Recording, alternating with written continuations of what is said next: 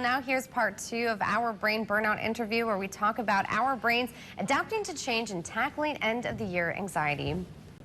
And number 2 on your list, you say our brains do not like change, and so when the dots cannot be connected, we often go negative. So explain more about step 2 in connecting the dots. So for all of our brains, not just kids, but adults, but everybody, when our brains can't connect all the dots, that sounds like a potential fear.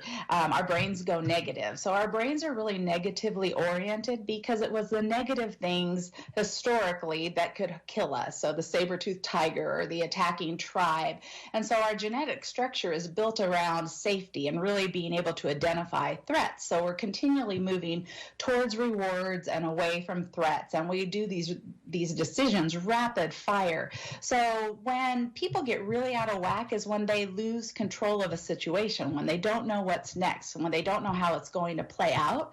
So if you can connect the dots and tell people every step along the way, it makes change so much easier, and it makes new processes so much easier because it's not quite as scary, because there's not this missing part.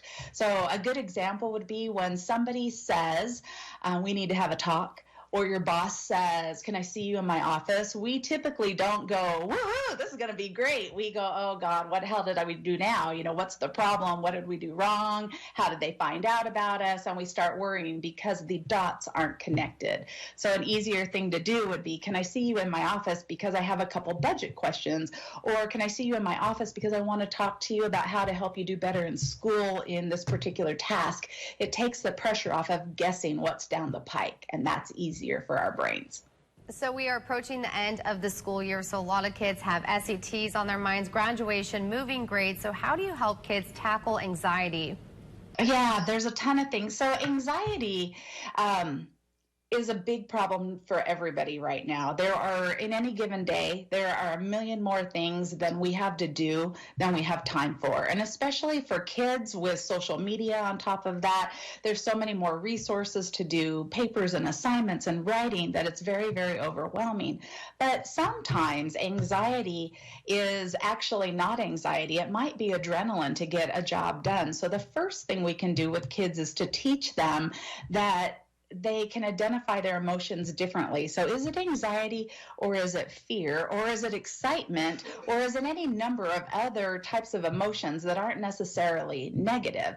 But when it comes to things that are definitely anxiety-ridden, I've been teaching at Boise State University for 4 years, and every semester I get students that come in with requests for learning accommodations. And every semester I say, I will do any accommodation that you need me to do to make you successful. And I bet if we get some tools put into place for you, that you won't need any. And to date, I've not had to do one accommodation, because really it's just about getting past the brain's natural fear responses. So one of those things is having people learn how to breathe deeply. So one of the things we do when we start getting anxious is we tend to stop breathing. So if we can teach people to do some deep breathing, so breathing in through your nose and out through your mouth. If you can do that, that gets more oxygen to your brain. But even better than that is yawning. So if you were to fake yawn about 3 to 4 times, you would start yawning legitimately, and that gets oxygen to your brain really quickly. You can also do this really cool thing called tapping. And with tapping, what you do is you take that meaty part of your hand underneath your pinkies, and if you just tap on it, it is part of a process called the emotional freedom technique. And this is a technique that is used widely in some of our biggest universities, and it's based off of the meridians of acupressure and acupuncture. And there's a whole lot of processes to it, but this one's really easy. So if you just tap, and you can do it with your hand on your lap. It has a calming mechanism for your brain. So it is a super great way for people just to relax and just to slow down. And if they can stretch, and if they can walk and take a little break, all of those things are great skills to get us to where we have a grip on our anxiety so it doesn't run away from us.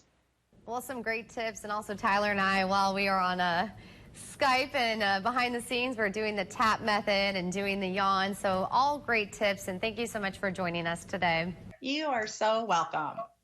Like I said, Tyler and I were doing some of those, and Doing some yawns and just relaxing our brains. Am I doing it right? I don't know if I'm doing it right. Yes, you are.